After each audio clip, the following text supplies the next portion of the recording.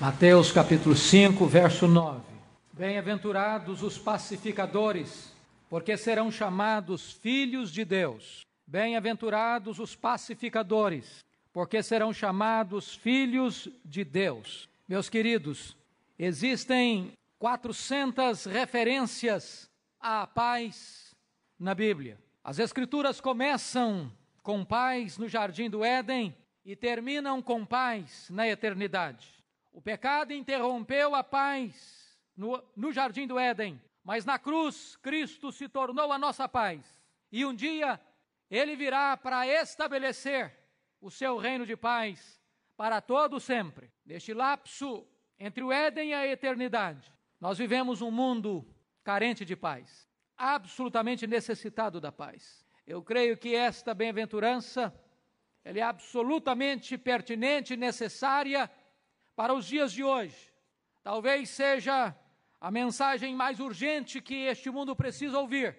Eu queria então, em primeiro lugar, olhar para esse texto e ver a necessidade da paz. A necessidade da paz se estabelece porque o homem é um ser em conflito.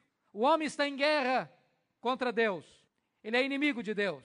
Ele virou as costas para Deus. Tornou-se filho da ira.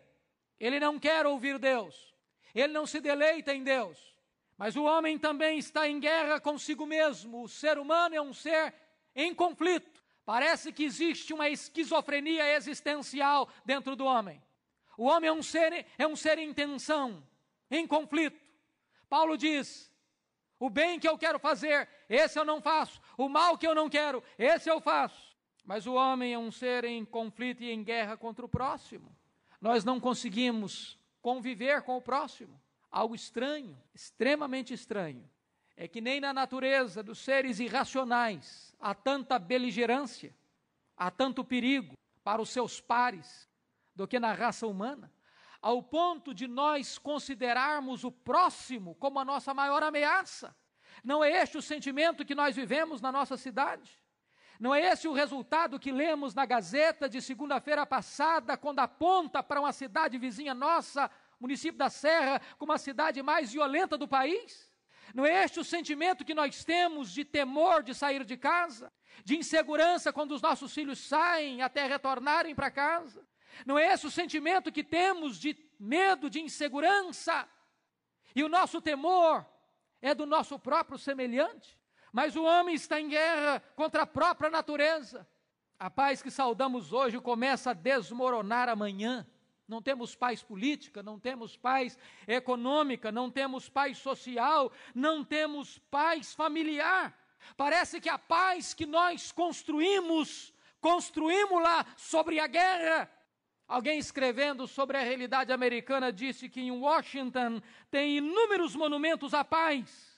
Depois de cada guerra, constrói-se um monumento à paz. A paz é meramente aquele breve momento glorioso na história em que todos param para recarregar as armas. Depois da Segunda Guerra Mundial, o mundo ficou preocupado em desenvolver uma agência para a paz mundial e em 1945 criou-se as nações, ou surgiram as Nações Unidas com o lema libertar as nações vindouras do flagelo da guerra.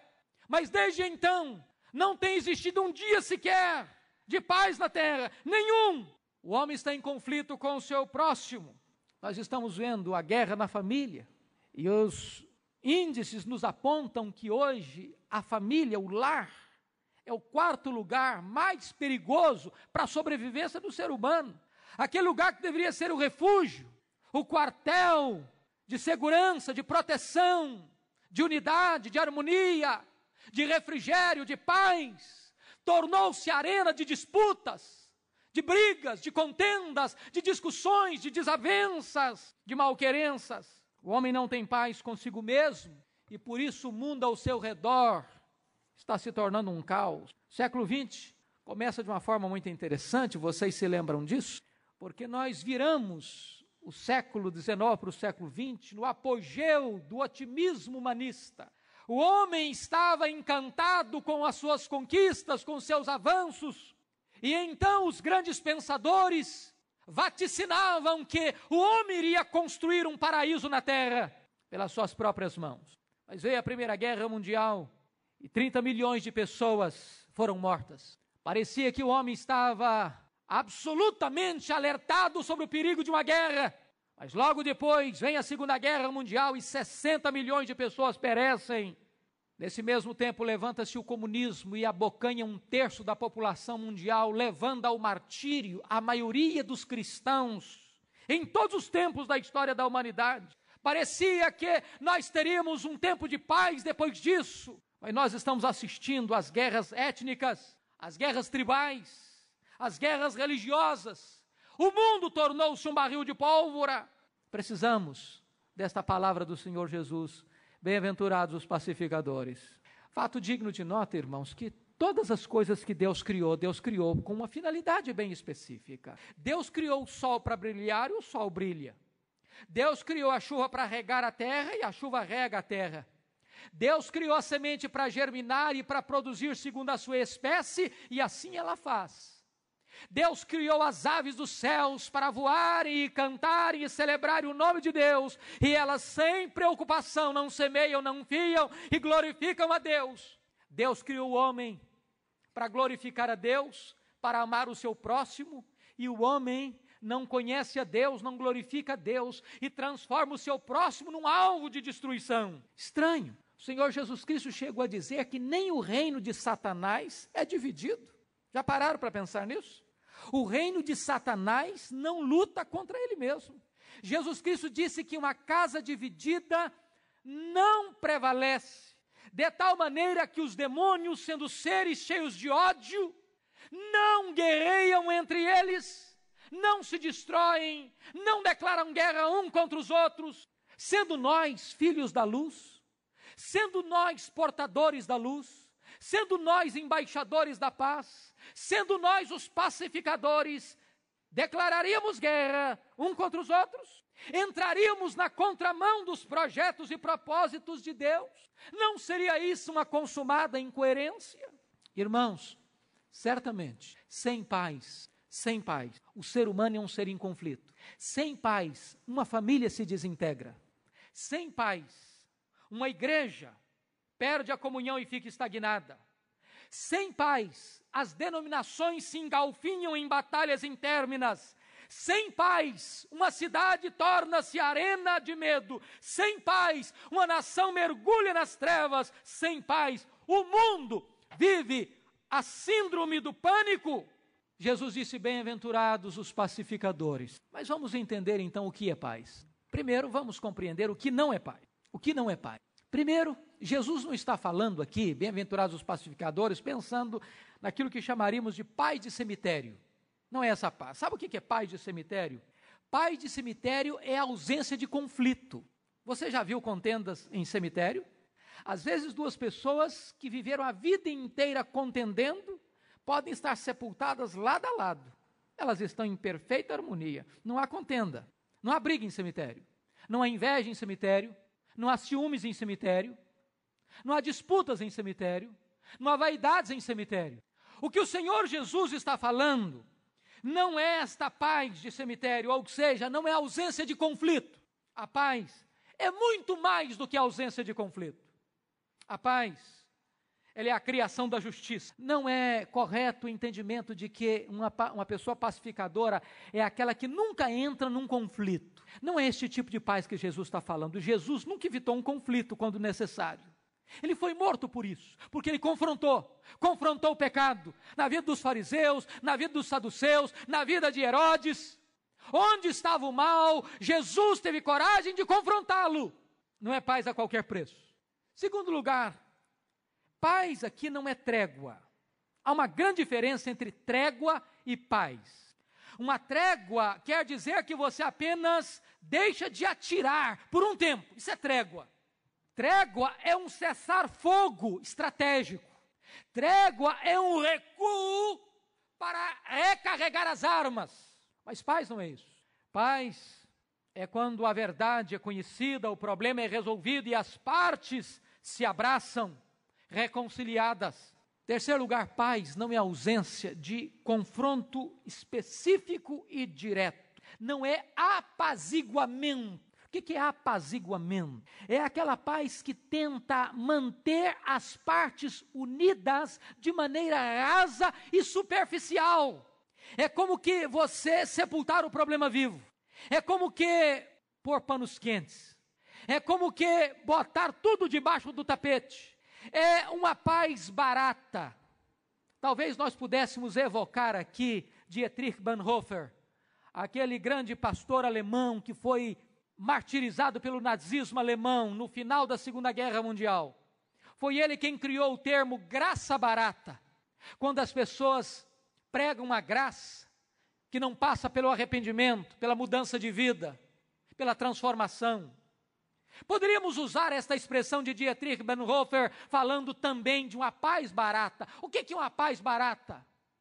É aquela paz que o apóstolo Paulo diz, que muitos vão dizer paz, paz, onde não há paz.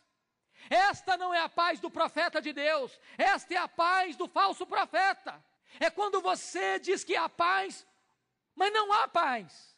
É uma paz apenas aparente, é uma paz apenas de verniz, é uma paz apenas de rótulo.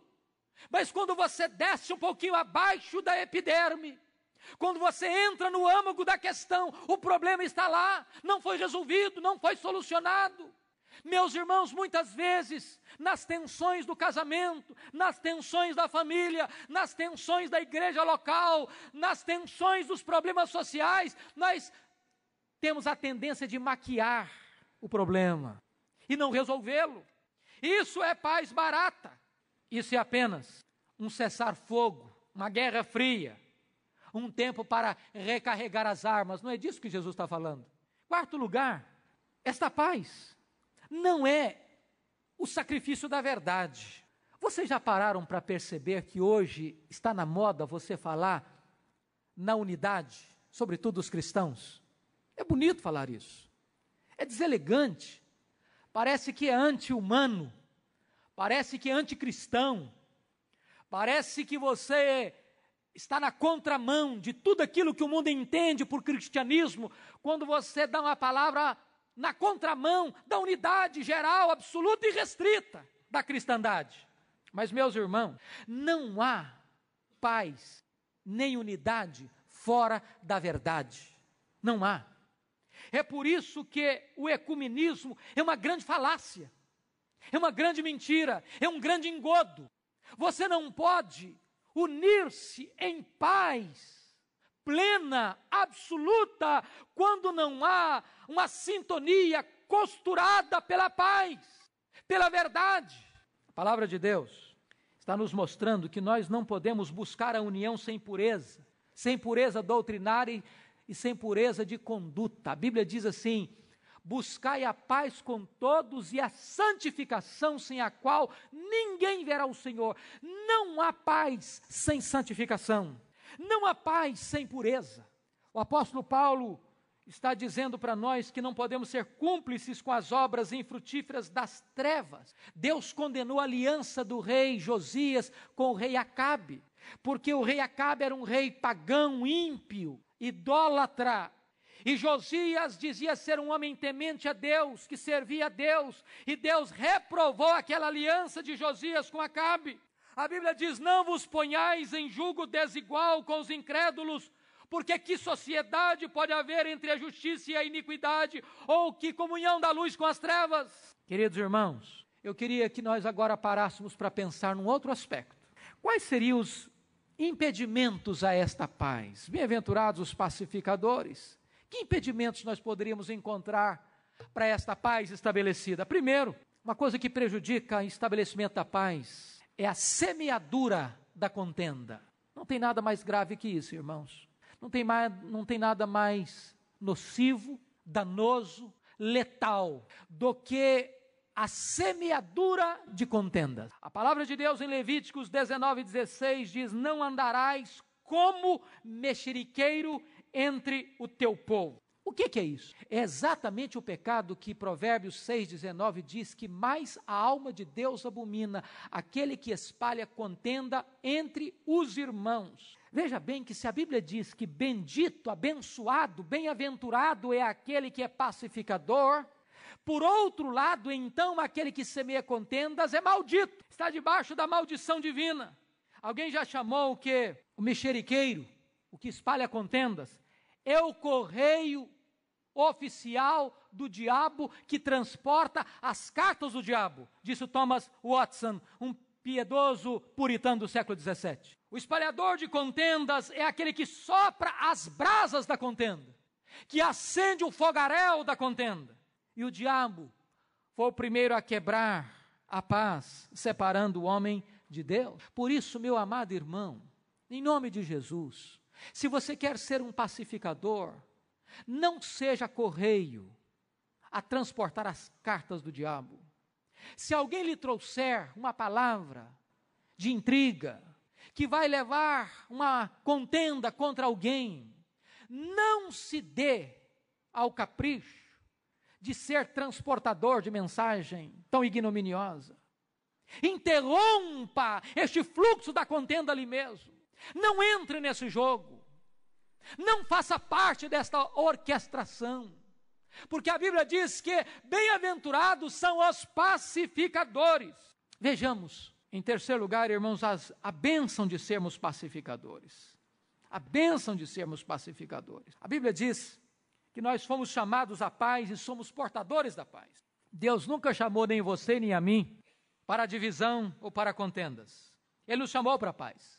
Nós temos paz com Deus, nós temos a paz de Deus, nós somos embaixadores da paz, nós devemos levar a paz. Jesus disse para os seus discípulos, quando vocês forem e entrarem numa casa, vocês devem dizer, paz seja nesta casa. Que coisa boa!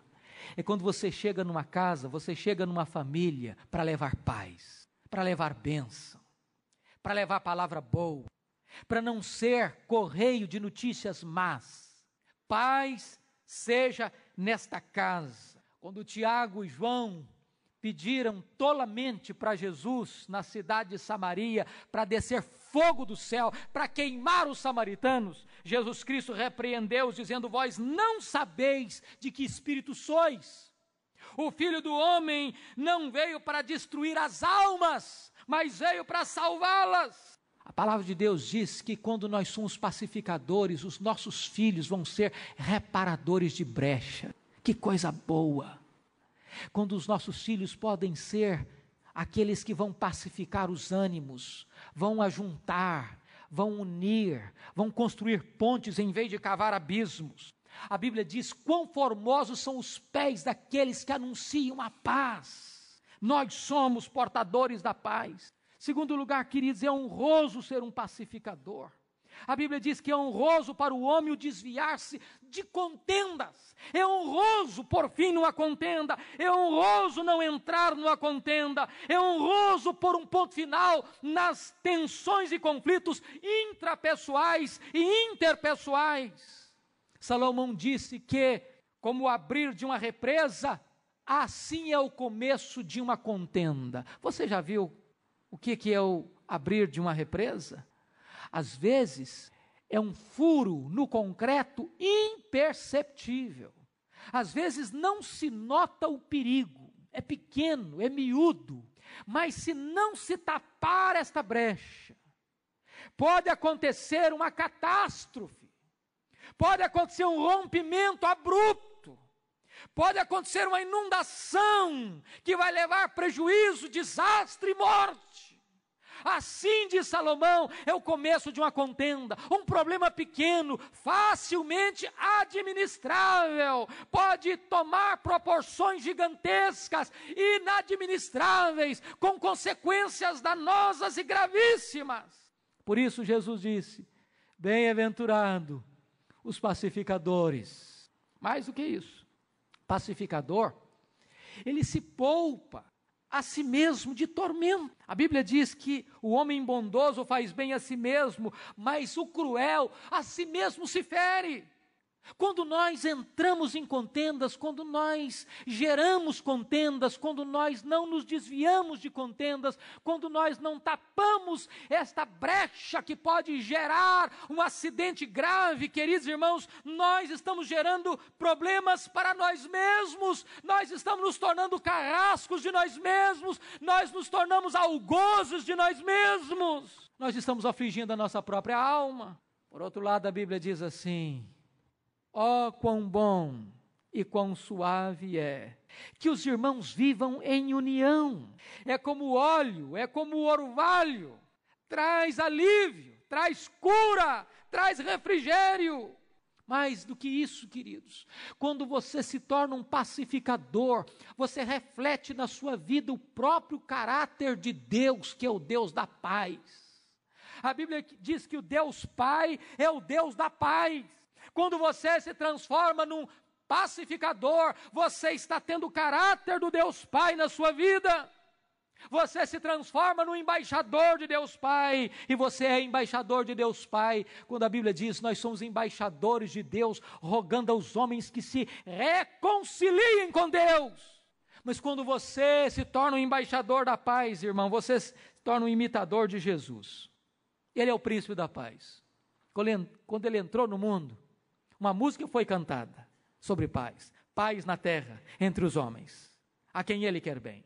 Quando ele viveu no mundo, ele deixou o seu legado da paz. Deixo-vos a paz, a minha paz vos dou. Mas a Bíblia diz que mais do que isso, Cristo orou pela paz. Ele orou para que a sua igreja, seus discípulos fossem um. Como ele e o Pai são um. Nunca houve desavença, contenda, ciúme e inveja entre o Pai e o Filho. Sempre em harmonia, sempre em união, sempre em amor, sempre afinados, sempre caminhando na mesma direção, com o mesmo propósito, com os mesmos objetivos. Este é o projeto de Deus para os seus filhos, que eles sejam um, como ele e o Pai são um. Cristo fez a paz pelo sangue da sua cruz. E o Espírito Santo também é o Deus da paz, é o Espírito da paz, ele é o Consolador. Daí, quando nós praticamos esta bênção de sermos pacificadores, nós estamos imitando o próprio Deus. Mas, querido irmão, de que maneira que nós podemos ser pacificadores? Vamos pensar nisso. Primeiro, você e eu podemos ser pacificadores quando nós anunciamos o Evangelho da paz. Toda vez que você leva o Evangelho de Cristo para uma pessoa, essa pessoa está em conflito com Deus, consigo, com o próximo, e esta pessoa se reconcilia com Deus, você está sendo um dos maiores instrumentos da paz neste universo. Não tem nenhuma embaixada mais poderosa da paz do que a embaixada da evangelização. Eu já lhes disse algumas vezes sobre aquela famosa história da Segunda Guerra Mundial, quando o Japão bombardeou Pearl Harbor, provocando morte de centenas e centenas de pessoas. Quem comandava aquele bombardeio era Mitsu Fuchida, provocando uma revolta, uma reação violenta e sangrenta americana. E um soldado americano, Charles D. Chase, resolve patrocinar a vingança. E ele se coloca na fila para ser aquele que vai comandar o bombardeio de Tóquio. Mas ele é apanhado, ele é capturado, ele é torturado. Ele passa sofrimentos terríveis nas prisões japonesas, à beira da morte, com escassez de pão e tortura. Levaram-lhe algumas páginas soltas dos evangelhos, e lendo a palavra de Deus, quando o Senhor Jesus Cristo disse que nós devemos amar os nossos inimigos e orar por eles, esta palavra bendita entrou em seu coração e Charles D. Chase converteu-se ao Senhor Jesus Cristo. A guerra terminou e ele voltou para os Estados Unidos, entrou no Instituto Bíblico, tornou-se um missionário, retornou ao Japão como missionário, escreveu o seu testemunho num folheto e soltou esse folheto abundantemente pela cidade de Tóquio. Certa feita, Mitsu Fuchida pegou um desses folhetos e leu o testemunho de Charles D. Chase, E esse testemunho tocou o seu coração, e ele converteu o seu Senhor Jesus Cristo. E os dois inimigos figadais encontraram-se, reconciliaram-se.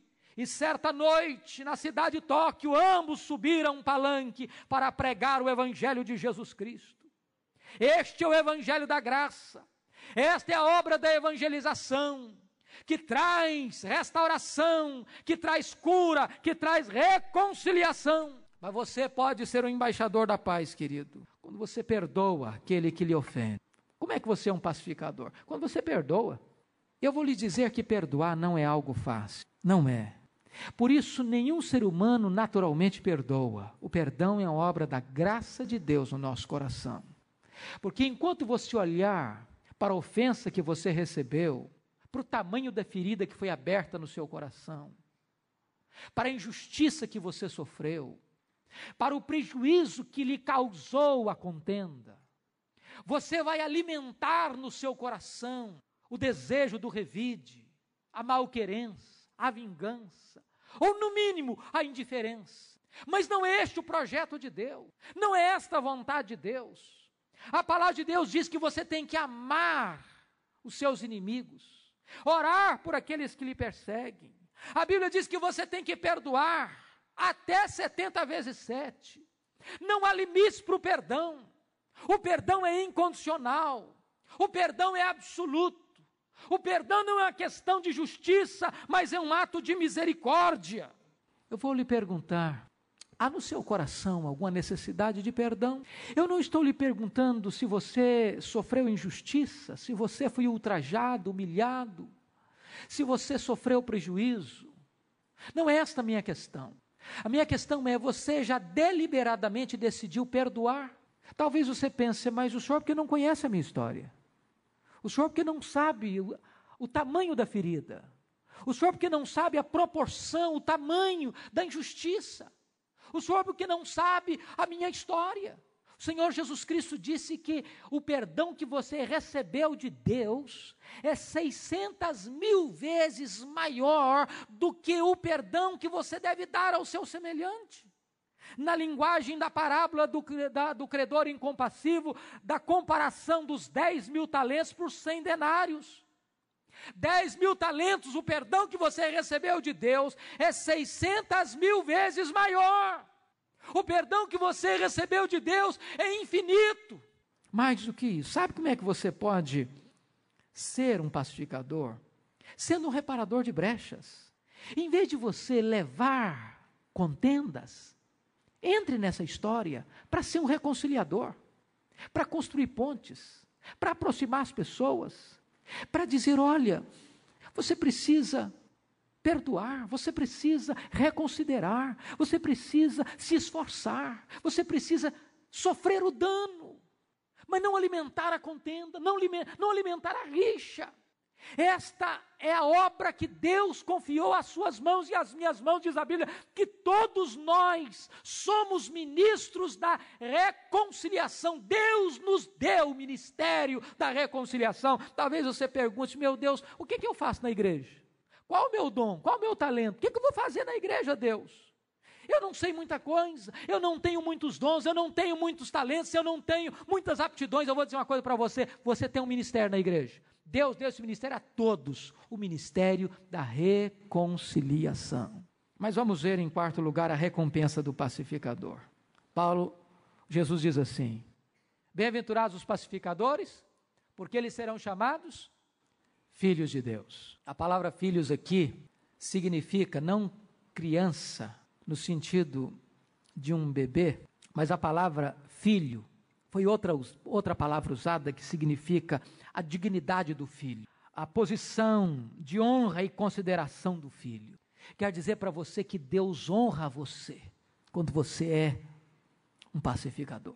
Olha, os pais são de pleno acordo comigo. Você ama os seus filhos mais do que a sua casa, você ama os seus filhos mais do que o seu carro, você ama os seus filhos mais do que seus bens, você ama os seus filhos mais do que a sua própria vida. Seus filhos são o seu maior tesouro. Se você é filho de Deus, significa que você é o maior tesouro de Deus, que você é a grande riqueza de Deus, que você é a joia mais preciosa que Deus tem, que você é a recompensa de Deus, é o prazer de Deus, é o deleite de Deus.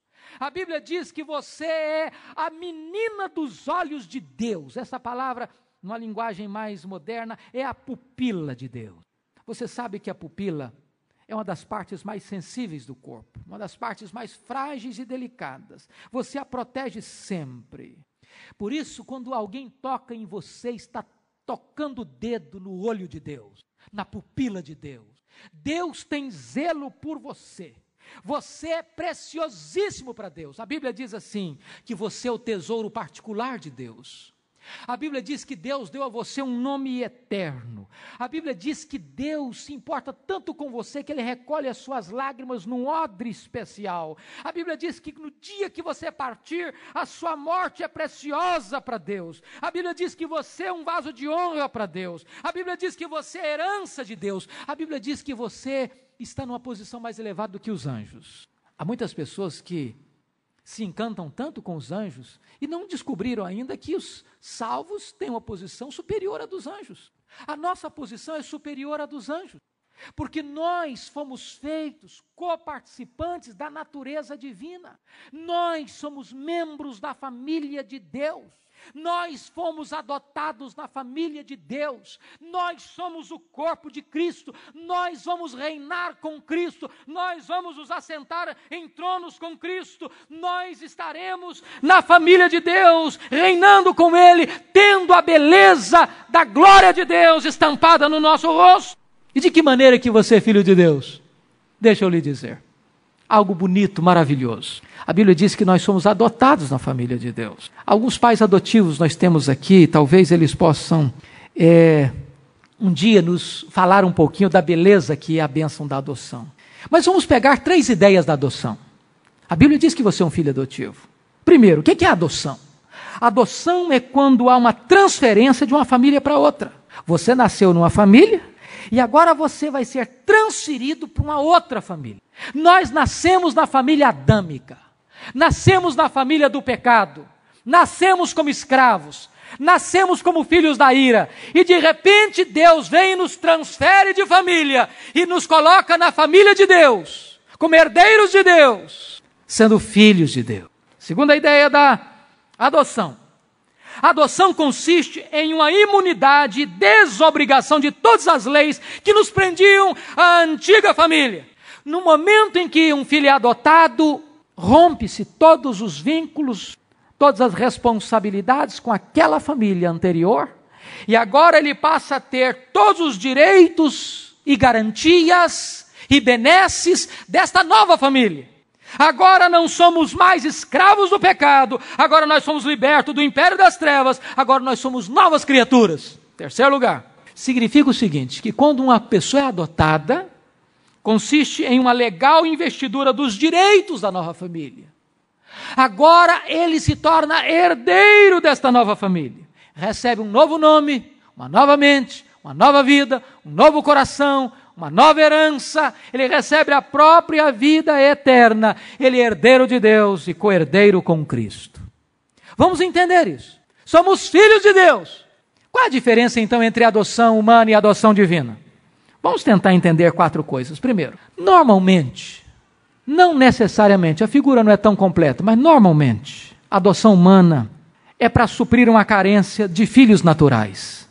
É possível que alguém que tenha filhos naturais também adote uma criança depois de ter filhos naturais. Mas na maioria das vezes se adota para suprir esta carência. Deus nunca teve carência.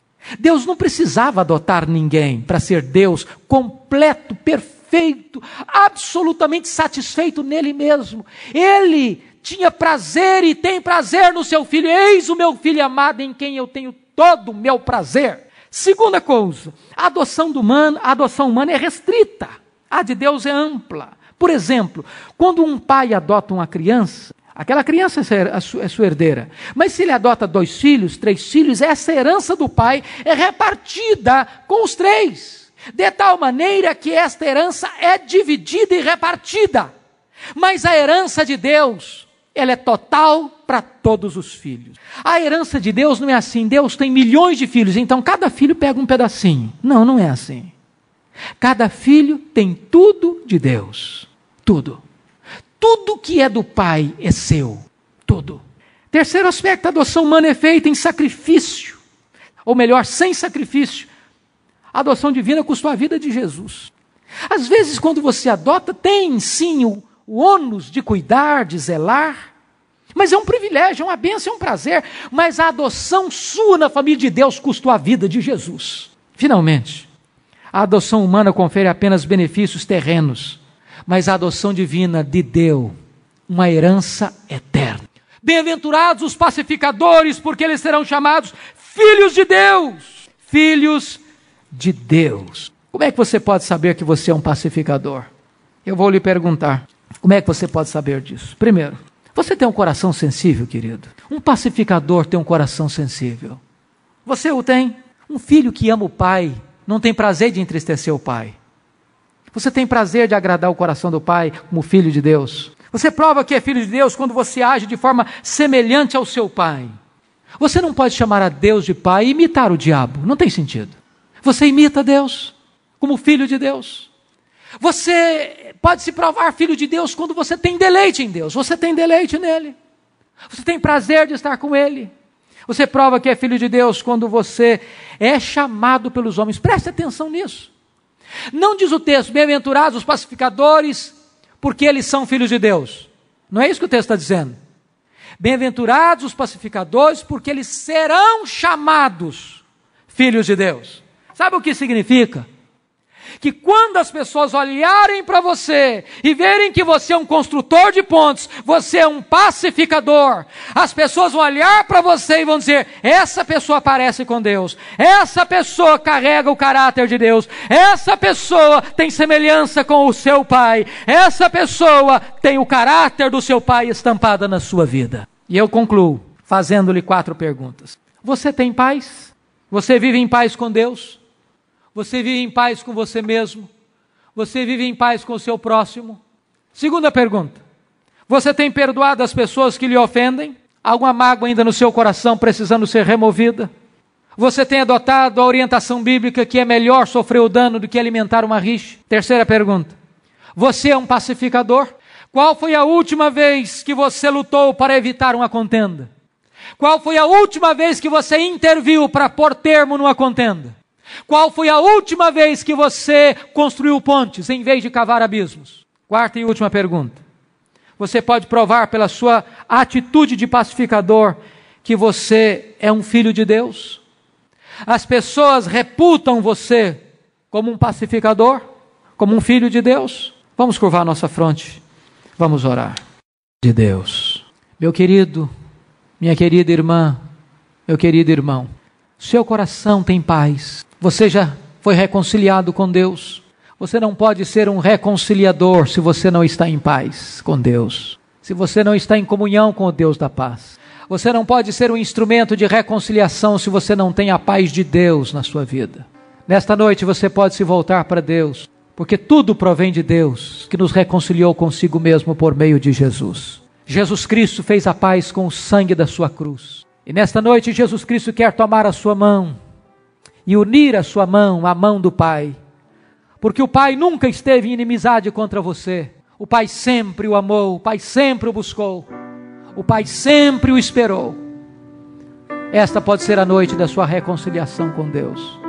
Meu querido, minha irmã, meu irmão, há alguma pendência na sua vida precisando ser resolvida? Alguma mágoa, algum ressentimento, algum estremecimento lá dentro da sua casa, lá no seu lar, lá no seu trabalho, lá na sua empresa, algum fato mal resolvido no passado, que ainda aflige?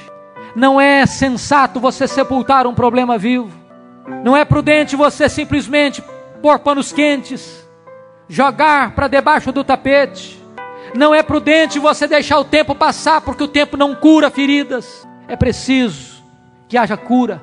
A Bíblia diz que se o teu irmão pecar contra ti, vai a ele, confronte-o, se ele se arrepender, perdoa-lhe. Deus quer que a sua igreja seja uma família onde haja saúde espiritual, onde haja harmonia, onde haja uma só mente, um só coração, uma só alma. Porque a Bíblia diz que onde os irmãos são unidos, ali o Senhor ordena a sua vida e a bênção para sempre. Meu querido irmão, minha irmã, você tem se esforçado para ser um construtor de pontes? Você tem levado paz onde há contendas? Você tem procurado reconciliar as pessoas, ajudar as pessoas a superarem as suas dificuldades interpessoais? Você é um embaixador da paz? Você tem este ministério da reconciliação? Que Deus nos ajude nesta noite, queridos, a aplicarmos esta palavra do Senhor Jesus, porque Ele nos disse: se você fizer isso, você vai ser muito feliz. Muito feliz. Bem-aventurados, muito felizes são os pacificadores, porque aí as pessoas vão olhar para você e vão dizer: você verdadeiramente é chamado filho de Deus.